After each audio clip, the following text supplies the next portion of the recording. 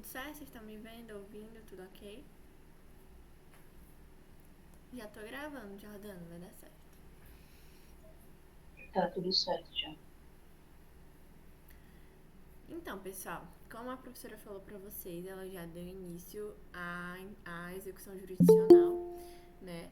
Ela deu uma revisada com vocês antes dessas aulas, mas realmente o conteúdo começou agora. Então vai ser um GED bem curtinho, só para apresentar a vocês esses conceitos, né, da execução jurisdicional e apresentar algumas diferenças do que é que a gente já está acostumado, que veio do processo 1 e o que é que muda para o processo 2.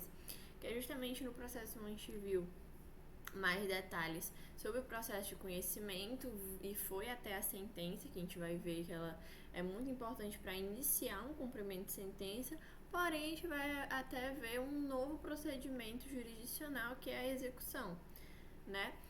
Ainda pelo que eu entendi, não foi apresentado ainda a vocês ponto por ponto, né, do que são os títulos executivos, mas a professora já iniciou um geralzão do que é mais importante para vocês entenderem e não ficarem dispersando do que é a matéria específica da execução e do cumprimento de sentença.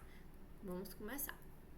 Primeiramente, eu vou trazer mais um conceito geral do que é essa tal execução jurisdicional, dizendo que de acordo com o doutrinador Cândido Rangel Dinamarco, se caracteriza como um conjunto de atos estatais através de que, com ou sem um concurso de vontade do devedor e até contra ela, invade seu patrimônio para a custa dele realizar seu resultado prático, desejando concretamente pelo direito objetivo material. Então, o que é essa execução jurisdicional? É a gente, com a ajuda do Estado, com o auxílio do Estado, né, com essa provocação que a gente tem em romper a inércia jurídica, a gente vai pedir para que o Estado juiz ajude a gente a conseguir o nosso direito, que no caso é, como está falando aqui no texto, invadindo a vontade de um devedor, invadindo o patrimônio do devedor, para que a gente satisfaça a nossa obrigação que a gente tem direito de receber. Então, quando a gente fala de execução, a gente tem que pensar também, lembrar um pouquinho de Civil 2, né, obrigações, para poder a gente entender que quando a gente tem uma execução, a gente precisa de uma prestação a ser cumprida, a gente precisa de uma obrigação a ser cumprida, só que ela não foi feita de forma voluntária. Então a gente vai ter que invadir o patrimônio de alguém para forçar esse cumprimento a ser realizado, tá? Então, coisas importantes para a gente saber aqui do que é essa tal execução. A gente vai precisar do auxílio estatal, então a gente vai precisar que o Estado juiz, né, na pessoa do juiz, auxilie a gente para que a gente consiga, depois de um procedimento, depois de um processo, conseguir aquilo que é nosso por direito, que no caso é a realização de uma prestação que não foi cumprida no momento do negócio jurídico. Então, se teve uma prestação, que no caso, quando a gente estuda em obrigação, ela pode ser de fazer, não fazer e dar, né? E essa do dar, a gente também pode pegar o exemplo do pagar quantia, porque não deixa de ser um dar, o pagar, né? Uma prestação pecuniária. Mas se ela não for cumprida essa prestação de forma voluntária, aquela pessoa que já era obrigada nesse negócio jurídico a prestar um serviço, ou entregar um bem, ou pagar uma quantia, e ela não fizer isso de forma voluntária, a gente precisa desse auxílio estatal para realizar isso de forma forçada, para forçar esse devedor a cumprir com a sua prestação, tá? Que é nada mais, nada menos do que realizar o que é nosso por direito, tá? Então, aqui, a função jurisdicional não obtém apenas o dever de julgar, mas também de impor providências destinadas a modificar determinadas situações que apresentem um direito não satisfeito. Então, a execução jurisdicional, como eu já falei para vocês, é apenas a garantia de que um direito vai ser realizado sem que uma pessoa se sinta violada. Então, se tem uma promessa a ser cumprida, uma obrigação a ser cumprida e ela não é, a gente precisa desse auxílio estatal para que esse direito seja satisfeito e ninguém fique no prejuízo. Tudo certo por aqui? Alguma dúvida nessa primeira parte? É realmente mais para vocês entenderem o que é que inicia uma execução. Alguém quer falar? Tudo bem? Tudo bem, só dizer que tá tudo bem. Perdão, não escutei.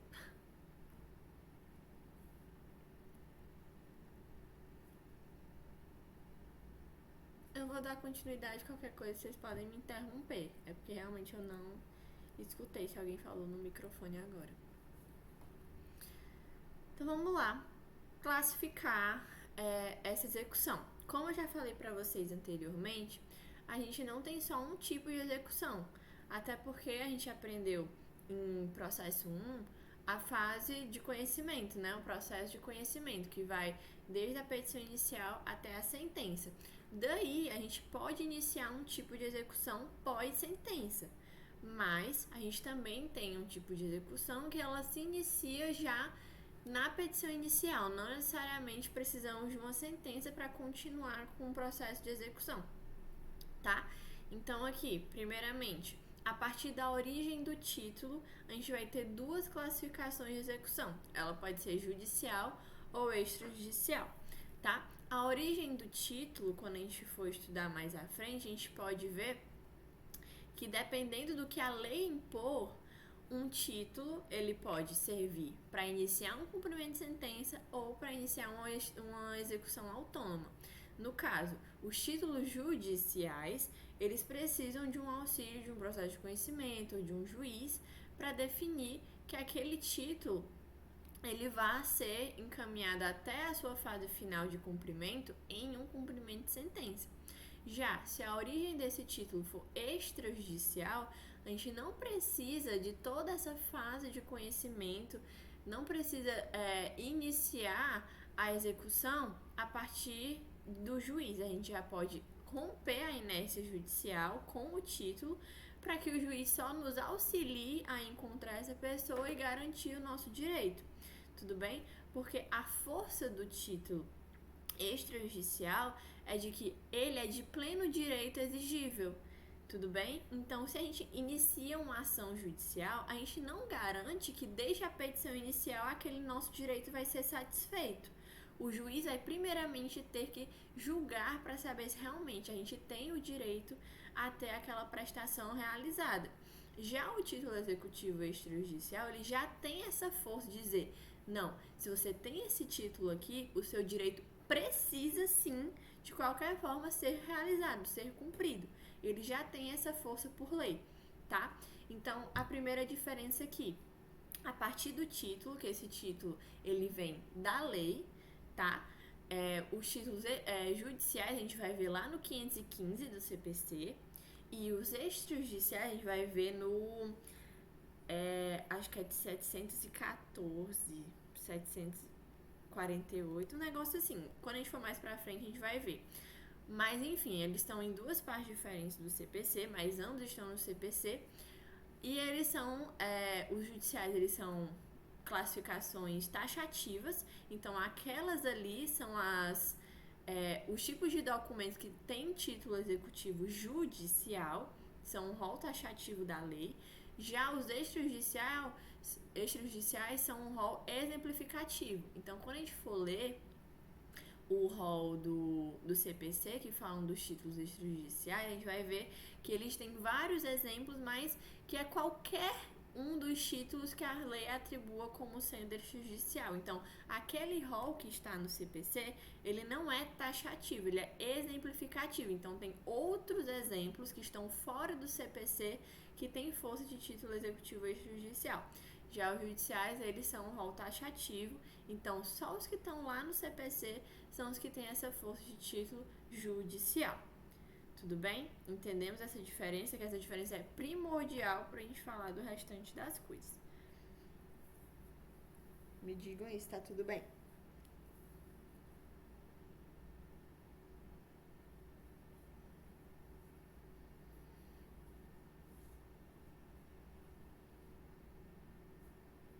Vou continuar então.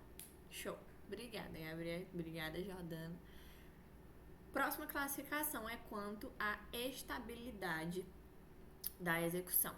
A execução ela pode ser definitiva ou ela pode ser provisória. E qual é a diferença dessas duas? Se a gente inicia uma execução e ela é definitiva, ela ela foi encerrada, ela foi completa. A gente teve todo um procedimento para que a partir daquele ponto não tenha mais nada o que fazer. A prestação foi cumprida, todas as partes já se manifestaram, então o processo é finalizado. Esta é a definitiva. Quando uma execução, ela acabou, ela cumpriu tudo que ela precisava, todos os direitos foram adquiridos e todo mundo já se manifestou, não tendo mais o que falar em continuar com nenhum procedimento. Agora, ela também pode ser provisória. Pode ser um tipo de execução que depois dela ser realizada, ela pode ser desfeita, tá? Quando a gente fala de uma execução provisória, a gente lembra muito, quando a gente lembra do processo de conhecimento que a gente viu lá em processo 1, quando a gente fala das tutelas de urgência. Não sei se vocês lembram desse conteúdo, mas ele é muito importante, a gente vai falar várias vezes dele aqui, que é o quê? Quando a gente tem uma tutela de urgência, a gente está falando do juiz, antes do processo encerrar, eu preciso que essa decisão aqui seja avaliada primeiro, porque eu preciso disso com muita urgência. Eu não tenho como esperar até o processo finalizar para conseguir isso, tá? Então, por exemplo, quando uma pessoa está precisando de uma cirurgia de urgência e emergência e o plano de saúde não está querendo conceder essa cirurgia e a pessoa está com risco de vida. Então, ela pode entrar judicialmente para pedir essa tutela de urgência para que o juiz fale: eu quero que antes de você julgar se eu realmente tenho o direito de fazer essa cirurgia, você já me conceda, porque senão eu vou morrer.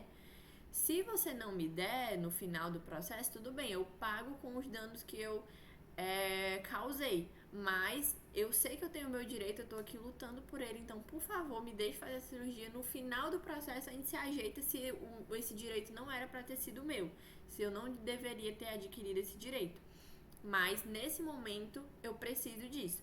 Aí o juiz vai julgar se essa pessoa já pode ter esse direito antes mesmo do processo terminar, tá? Então é um tipo de execução antes de encerrar o processo, que quando o processo for caminhando e chegar lá no final, essa decisão ela pode ser modificada, tá? Então vamos continuar o exemplo de dizer: ok, fizemos a cirurgia, o juiz aceitou, a pessoa fez, só que aí no final do processo viu-se que realmente o plano de saúde não tinha obrigação de conceder essa cirurgia para essa pessoa, porque ela estava há muitos meses sem realizar os pagamentos e tudo mais.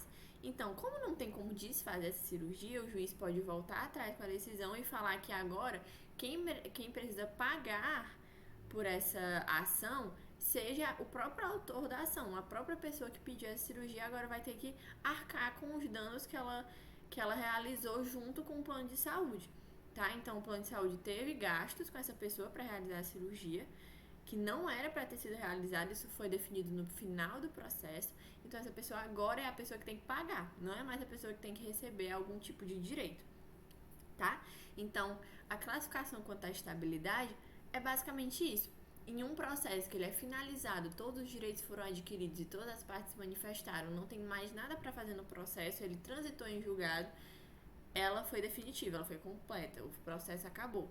Agora, se ela for provisória, é porque ainda tem alguns passos a serem realizados, mesmo depois dessa execução ser realizada, tá? Então, é um processo que ainda não finalizou. Aconteceu uma execução, mas ainda tem processo para correr, tá? Esse exemplo da tutela é só um deles, não existe só uma execução provisória por tutela de urgência, tá? Tem outros tipos, mas esse é o exemplo mais didático para eu dar para vocês agora e é que fica mais fácil da gente entender. Ok? Próxima classificação é quanto à natureza e o objeto da prestação. Como ele já falou, se a gente tem uma execução a ser realizada, é porque houve a falta do cumprimento de uma prestação. E se a gente lembra das obrigações, quando a gente estuda isso no direito civil, a gente sabe que prestação são esses tipos de fazer, não fazer, né? Que ou é prestar um serviço, ou é se anular de algum tipo de ação, fazer ou não fazer, de dar, entregar uma coisa ou de pagar quantia, que está dentro da classificação de dar, mas a gente estuda ela de uma forma mais separada quando a gente fala de execuções, tá bom? Então, a classificação da execução quanto à prestação é saber, ok, essa execução ela vai acontecer, mas qual é o objeto que a gente vai ter de realizar no final desse processo? É a prestação de um serviço? É a omissão de alguém? É uma entrega de algum objeto, de algum bem? Ou é pagamento de dinheiro? É uma prestação pecuniária? Então, a gente primeiramente, antes de finalizar uma execução, a gente precisa entender a natureza e o objeto que aquela prestação que não foi cumprida anteriormente, o que é que ela é? Qual é a natureza dela? Tudo bem? E, por fim, a gente pode ter vários tipos de execuções e algumas delas, em específico, elas são especiais.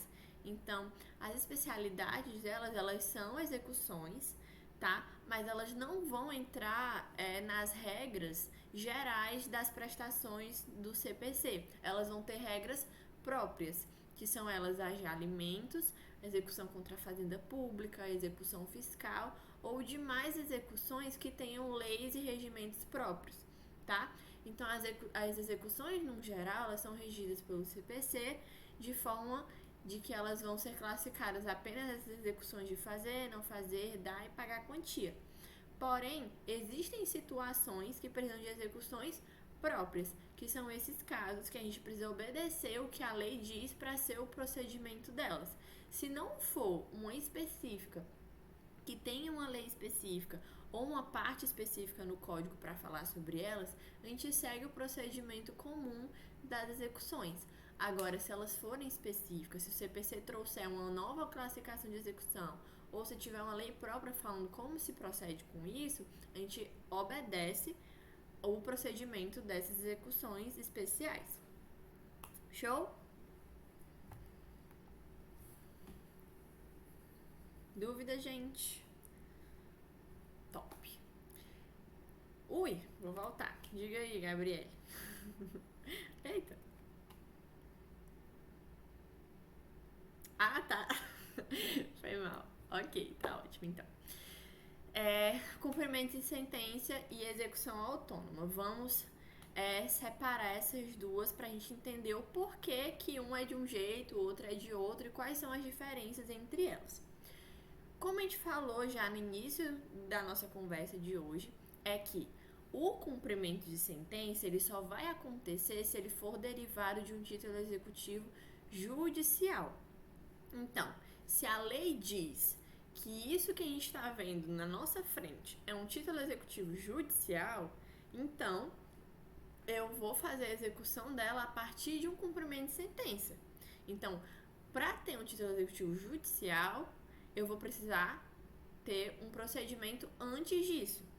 Um exemplo muito comum é quando você vai fazer uma audiência, você não passou por um processo, mas aí você precisou fazer uma audiência, você foi lá no Sejusc, fez uma audiência de conciliação, mediação, o que for, e aí vocês fizeram um acordo. Vocês já podem, viver a vida de vocês como se não precisasse fazer mais nada, porque esse acordo já foi cumprido? Não é assim. Primeiramente, esse acordo vai ter que passar pelas mãos de um juiz. O juiz vai pegar aquele acordo e vai fazer uma sentença de homologação de acordo. E aí sim, em caso desse acordo não ter sido cumprido, tudo mais, vocês vão ter o auxílio do juiz. Então, mesmo que seja uma coisa que você iniciou autonomamente, que foi ir até o Sejusc, iniciar uma audiência para fazer um acordo, você precisou primeiramente passar por um procedimento até chegar no juiz, para que aí sim você possa pedir a execução desse acordo ou de qualquer outro título judicial que seja, tá? Então, para ser cumprimento de sentença, a coisa mais importante é que ela tem que ser derivada de um título executivo judicial. E todos os títulos executivos judiciais estão descritos no CPC, tá? Lá no artigo 515. Ok. E para ser uma execução, qual é a diferença? É que a execução, como a gente também já conversou, ela deriva de um título executivo extrajudicial. O próprio nome já fala, fora do judiciário, extrajudicial. Então foi algo que aconteceu sem nem precisar passar pelas mãos de um juiz ou de um ente do judiciário, tá? Então eu tenho esse documento na minha mão, então automaticamente eu já posso entrar com ele sem precisar de um procedimento anterior para que esse título seja cumprido, a minha prestação seja cumprida, tá? Então, é por isso até que a execução ela é muito mais rápida. Para você ter uma execução de um título extrajudicial, você precisa que uma pessoa pague em 3 dias. Se for um cumprimento de sentença, quando for chegar até essa parte do cumprimento de sentença, antes teve que ter todo um procedimento, e quando chegar no momento de pedir para que essa prestação seja cumprida, a pessoa vai ter que pagar, ou enfim, o que for para ser feito, de fazer, não fazer ou dar, em 15 dias. Então, até mesmo já tendo passado por muita coisa, vários procedimentos anteriores, quando você chega no cumprimento de sentença, o tempo até para esse cumprimento ser cobrado do devedor é maior do que o de uma execução.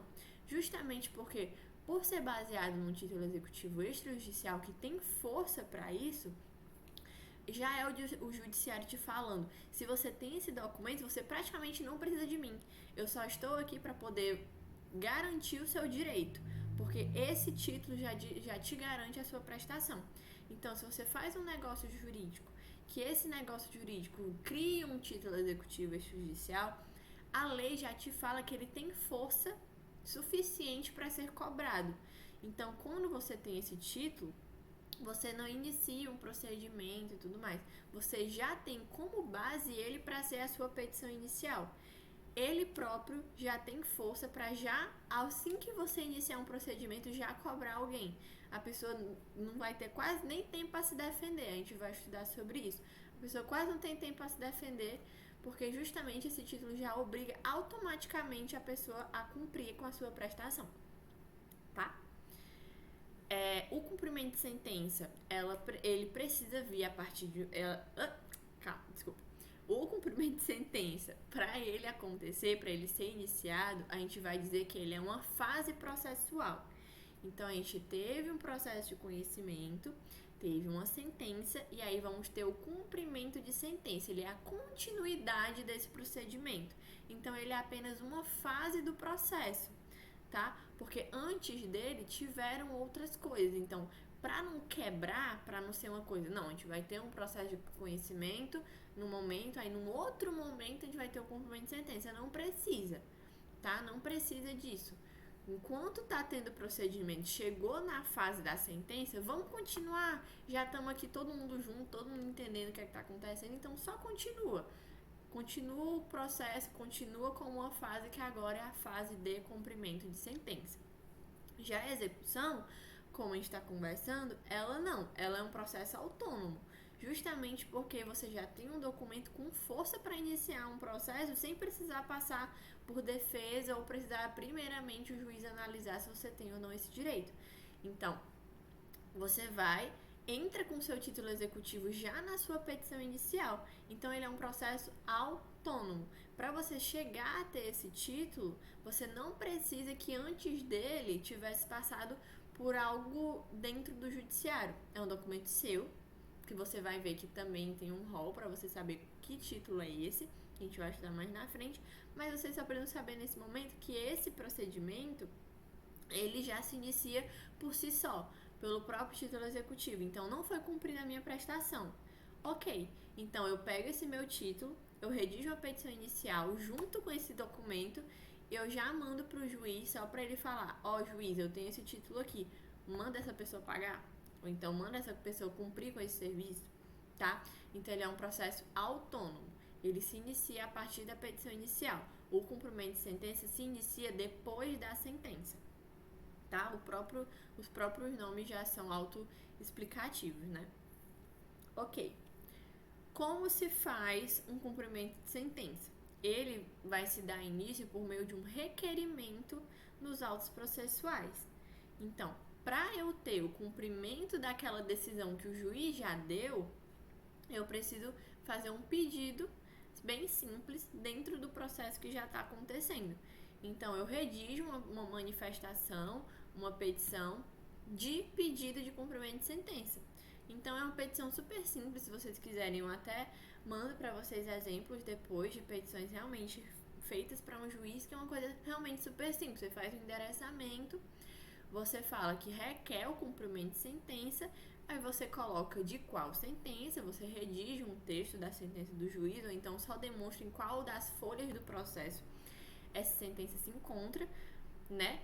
E você faz o pedido no final, falando requer o cumprimento de sentença da decisão de folhas tal, dentro desse processo.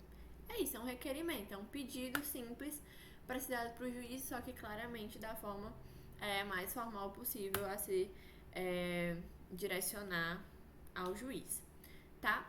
Já a execução, ela se inicia a partir da petição inicial. Então, da petição inicial a gente já está executando, tá? Quando a gente tem um cumprimento de sentença, a gente só vai começar a executar depois de todo o processo de conhecimento. Aqui não, aqui da petição inicial, a gente já obriga a outra pessoa a cumprir com a prestação. O início da execução é na petição inicial, tá? Na petição inicial junto com o título executivo. Uma coisa depende da outra. Para o cumprimento de sentença ser direcionado ao devedor, a pessoa que precisa pagar ou prestar o serviço ou o que seja, essa pessoa ela vai precisar ser intimada. Então, depois da sentença, ambas as partes são intimadas que houve essa sentença. Aí, o autor, se ele tiver tido seu direito permitido pelo juiz a ser cumprido, ele faz o pedido, requerimento de cumprimento de sentença dentro dos autos, e aí o juiz intima a outra parte para pagar, para cumprir ou o que seja. Porque aqui, como a gente já falou, já era um processo que estava acontecendo há muito tempo. Então não tem para que citar uma pessoa que já estava citada no processo, uma pessoa que já estava ciente. Porque pelo que a gente sabe, né, a citação é para a pessoa tomar ciência que um processo existe. Só que aqui ela já sabia, ela já estava aqui há muito tempo, ela já passou todo o processo de conhecimento ciente que esse processo existia. Então não tem para que citar esse devedor. Esse devedor vai ser intimado agora a cumprir com a sentença proferida pelo juiz que já houve o requerimento do autor. Se não tiver havido esse requerimento, essa pessoa ainda não é obrigada a pagar, tá? Então precisa do requerimento do autor para essa pessoa realizar a prestação que foi dita na sentença, tá? Já na execução autônoma, como ela já começa pela petição inicial, essa pessoa não sabia que ela ia ser processada. Por isso que foi entrado com a petição inicial, por isso que foi entrado num processo. Então, como ela não sabia, aí sim ela vai precisar primeiramente ser citada de que esse processo existe e citada para saber o porquê que ela precisa pagar. Então, vai estar lá no mandado de citação dela falando que tem um processo de número tal dessa pessoa contra você, você é obrigada a pagar tanto ou então prestar tal serviço com base em tal título. Então, essa pessoa ela vai ser citada justamente porque ela nem sabia que ela ia ser processada. Então, se um processo se inicia e vai ser a primeira vez que você vai entrar em contato com esse devedor, então é uma citação. Se não for a primeira vez que você for entrar em contato com o devedor, vai ser uma intimação. Show? Dúvidas?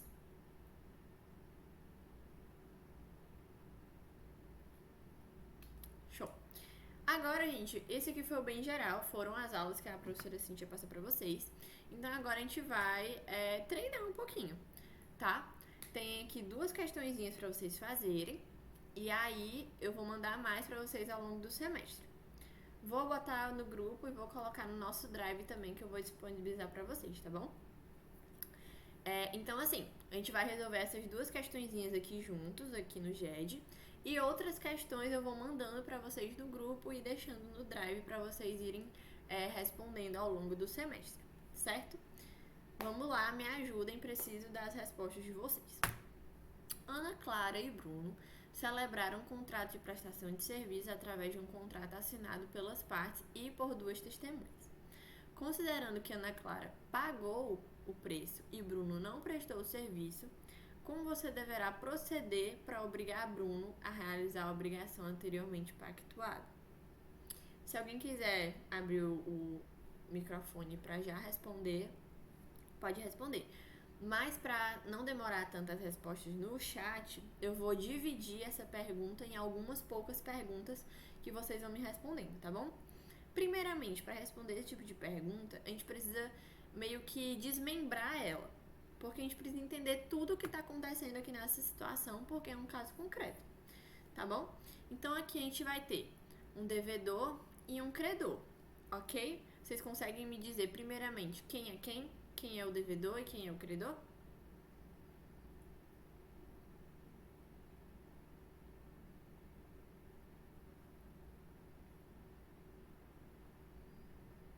O devedor é o Bruno, Vitória falou. E o credor seria a Ana Clara, pelo que ela tá falando. Todo mundo concorda com a Vitória? Top. É isso mesmo. Ana Clara, ela pagou por um serviço que não foi cumprido. Então, se ela quer entrar com um processo para cobrar alguém, esse alguém tem que ser a pessoa que não cumpriu com a prestação, que no caso aqui foi Bruno. Então, o Bruno está devendo um serviço à Ana Clara, por isso que ele é o devedor da Ana Clara. Ok, primeira pergunta é isso mesmo. Próxima coisa, o tipo de contrato que eles celebraram, né? Aqui tá falando que é um contrato de prestação de serviço através de um contrato assinado pelas partes e duas testemunhas.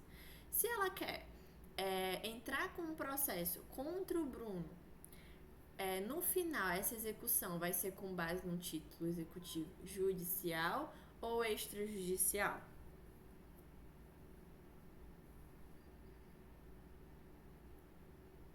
Vitória falou que é extrajudicial. Extrajudicial, extrajudicial. Muito bem, galera, é isso mesmo. Por que que nesse caso aqui vai ser extrajudicial? Porque quando a gente vai ver o rol lá do CPC que fala quais são os documentos que são títulos executivos extrajudiciais, a gente sabe que um documento particular assinado pelas partes e por duas testemunhas tem força de título executivo extrajudicial. Então ela daqui já pode entrar com execução. Ela não precisa passar por um processo de reconhecimento antes para cobrar do Bruno. Ela já pode automaticamente entrar com execução para cobrar. Show, é isso mesmo. Então aqui no final, como você procede para obrigar Bruno a realizar uma obrigação anteriormente pactuada? Você entra, né, com ação de quê?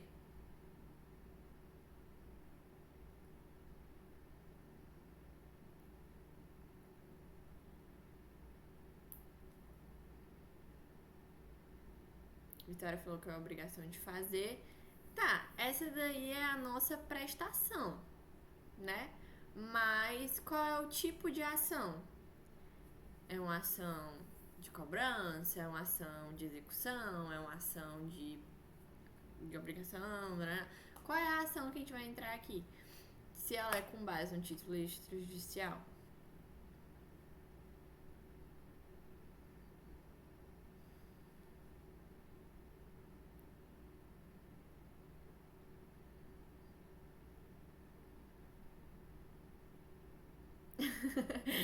Tudo bem.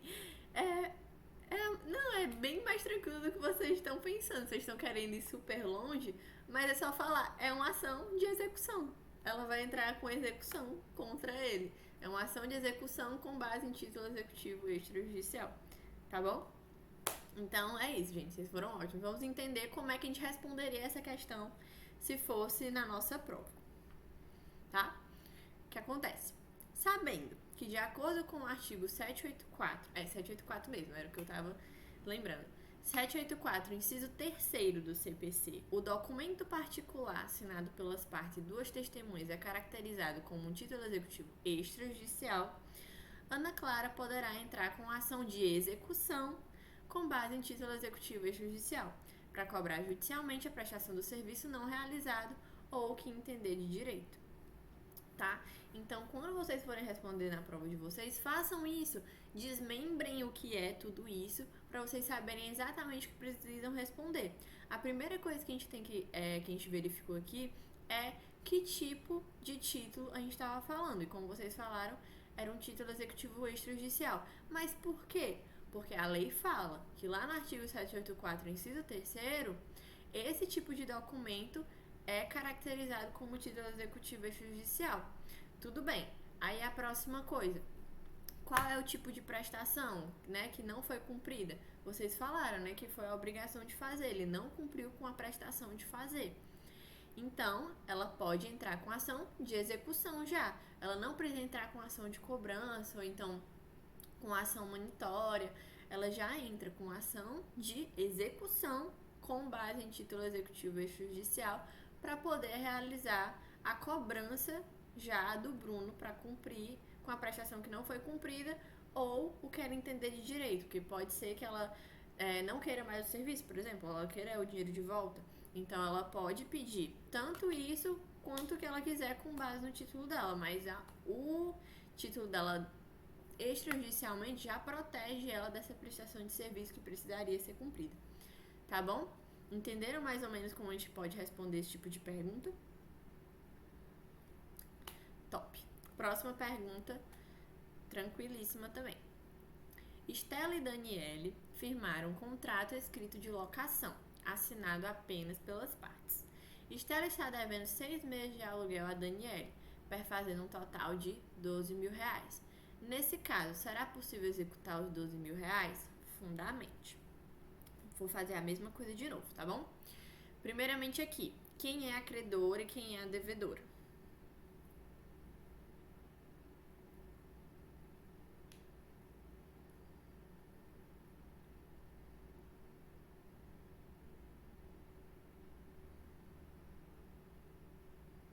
Estela devedora, Daniela credora.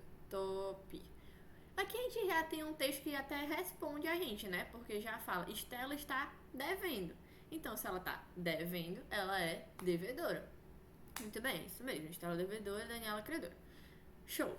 Aí a gente olhando para o contrato que elas estabeleceram, quando a gente for executar esse contrato, essa execução vai ser com base num título judicial ou extrajudicial?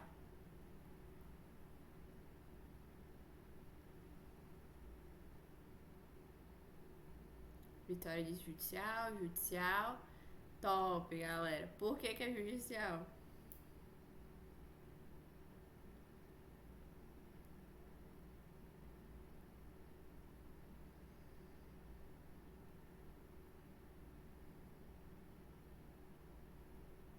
Tem que haver o reconhecimento do contrato primeiro, não teve testemunha, porque foi assinada apenas pelas partes.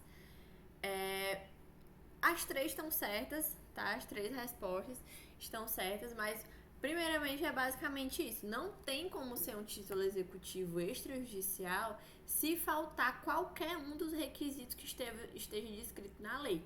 Se a lei fala documento particular assinado pelas partes e por duas testemunhas, um documento apenas assinado pelas partes não é título executivo extrajudicial.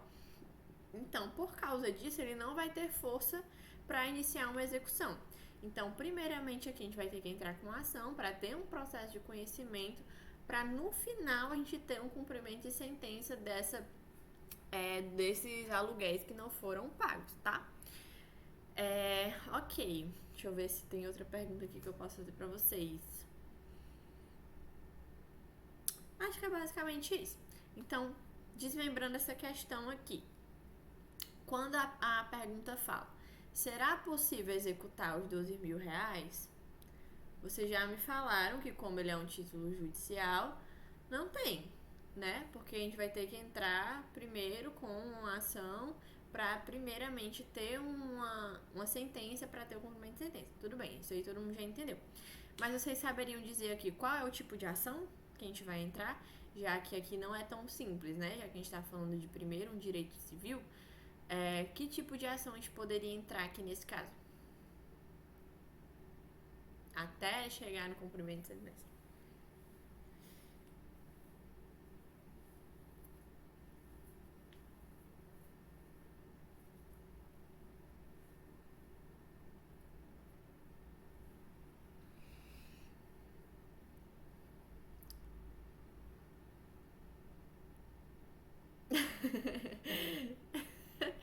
Tá ótimo.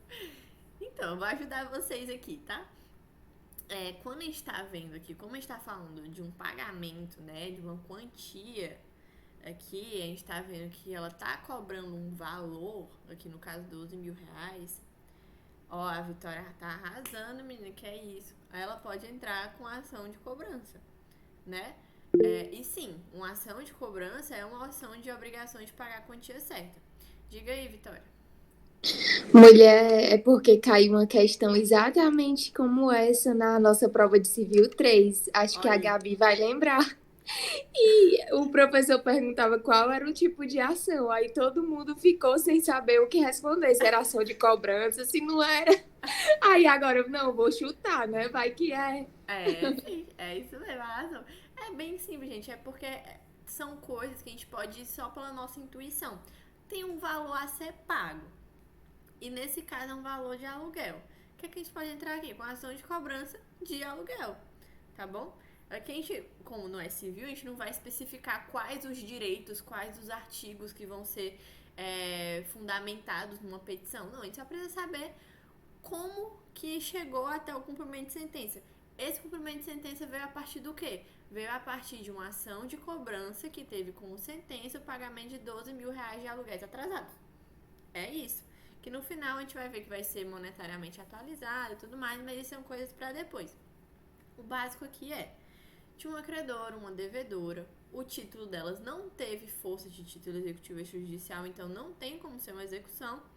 Então ela vai poder entrar apenas com ação, no caso aqui uma ação de cobrança de aluguéis, e aí no final o juiz vai decidir por uma sentença se pode ou não realmente cobrar esse valor, e a partir da sentença a gente faz o cumprimento de sentença. Show? Agora vamos ver como é que a gente poderia responder na prova. De acordo com o caso, visto que o documento particular assinado pelas partes não possui a presença de assinatura também de duas testemunhas, este não poderá ser caracterizado como título executivo extrajudicial, não podendo assim ser executado como tal. No entanto, poderá Daniela entrar com ação de cobrança de aluguéis contra Estela, para que, em caso de sentença favorável, possa requerer o cumprimento de sentença com base no artigo 515, inciso 1 do CPC, e assim garantir o seu direito. Então, a gente desmembrou essa questão e a gente viu tudo que precisava ser feito aqui. Primeira coisa que a gente viu, se a gente fosse num caso concreto, vocês como advogados fossem entrar com esse tipo de ação, a gente já saberia que a gente teria que ter um pouco mais de paciência. Porque como as partes pecaram em não ter duas testemunhas assinando esse documento, a gente não poderia já começar executando. A gente precisaria primeiro iniciar um processo de conhecimento, aqui no caso, com ação de cobrança. Ok, e depois disso, a gente explica o porquê, né? Porque como ele tá falando a questão tá pedindo pra gente fundamentar se será possível executar, a gente vai explicar o porquê que não foi possível, que no caso é porque faltou a assinatura das duas testemunhas. Porém, a gente como grandes solucionadores de problemas, né, a gente fala que não tá perdido o direito dela, não é porque ela não pode entrar com execução que ela não vai poder entrar com ação nenhuma. A gente fundamenta que no final essa execução ela vai acontecer, mas não por base de um título executivo extrajudicial, mas com base no título executivo judicial, que no caso será uma sentença, né, que vai ser feita a partir do pedido de cumprimento de sentença com base no artigo 515, inciso 1º do CPC. Show? Todo mundo entendeu?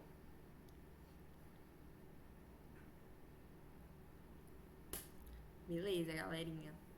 Então é isso, podem colocar o nome, a matrícula de vocês aí no chat, porque esse foi o nosso dia de hoje bem de boa, só pra gente entender um pouco mais da matéria e eu apresentar a vocês a